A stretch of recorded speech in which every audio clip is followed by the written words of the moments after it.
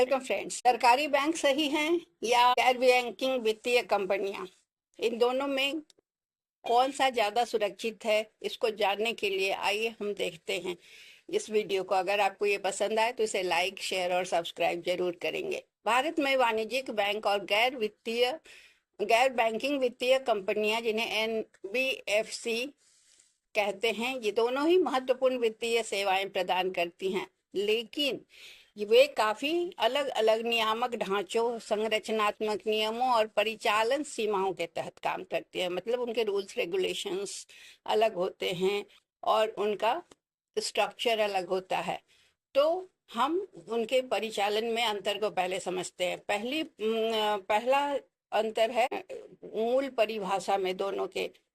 वाणिज्यिक बैंक जो हैं वो सरकार द्वारा अधिकृत होते हैं और इन्हें जनता को बैंकिंग सेवाएं प्रदान करने का लाइसेंस प्राप्त होता है, जबकि नॉन बैंकिंग फाइनेंशियल कंपनी, गैर बैंकिंग वित्तीय संस्थाएं जो होती हैं वो कंपनी अधिनियम के तहत पंजीकृत होती हैं और वो पूर्ण बैंकिंग लाइसेंस के बिना बैंकिंग जैसी सेवाएं प्रदान करती हैं।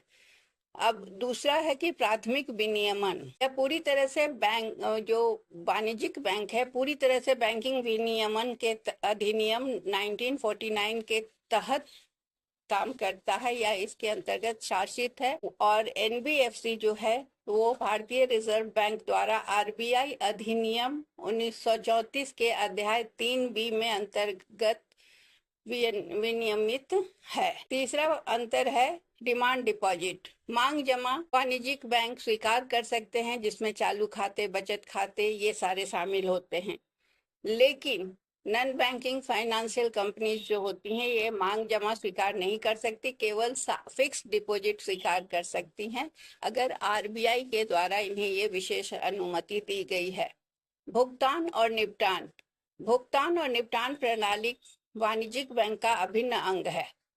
वे अपने नाम से चेक जारी कर सकते हैं, जबकि एनबीएफसी का भुगतान और निपटान प्रणाली हिस्सा नहीं है। वे स्वयं के नाम पर चेक जारी नहीं कर सकते हैं। जमा बीमा, वाणिज्यिक बैंक जमाकर्ताओं को जमा बीमा और ऋण गारंटी निगम द्वारा प्रति खाता 5 लाख तक की सुरक्षा प्रदान करते हैं। और गैर राष्ट्रीय वित्तीय संस्थाओं में जमाकर्ता के लिए कोई जमा बीमा कवर उपलब्ध नहीं है।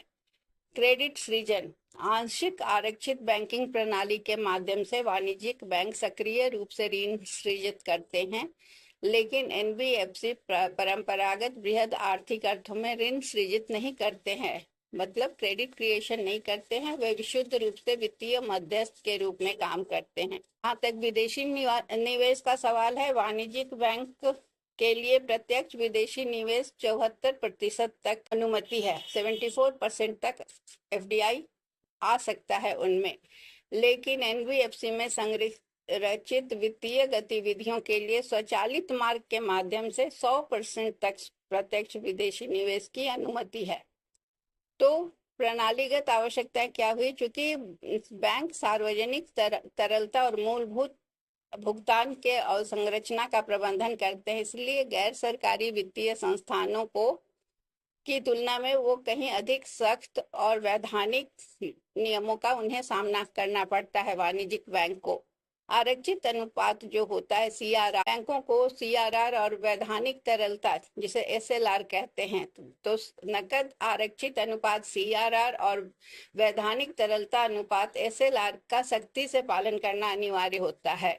अधिकांश गैर वित्तीय वित्त संस्थानों एनबीएफसी के लिए सीआरआर अनिवार्य नहीं है। हालांकि कुछ जमा स्वीकार करने वाले गैर वित्तीय वित्त संस्थानों को अनुमोदित प्रतिभूतियों में संशोधित तरलता बनाए रखना जरूरी होता है। प्राथमिक क्षेत्र का ऋण बैंकों के लिए कृषि, लघु मध्यम उद्यम और कमजोर वर्गों जैसे प्राथमिकता क्षेत्र को ऋण देने का अनिवार्य लक्ष्य लगभग 40% होता है।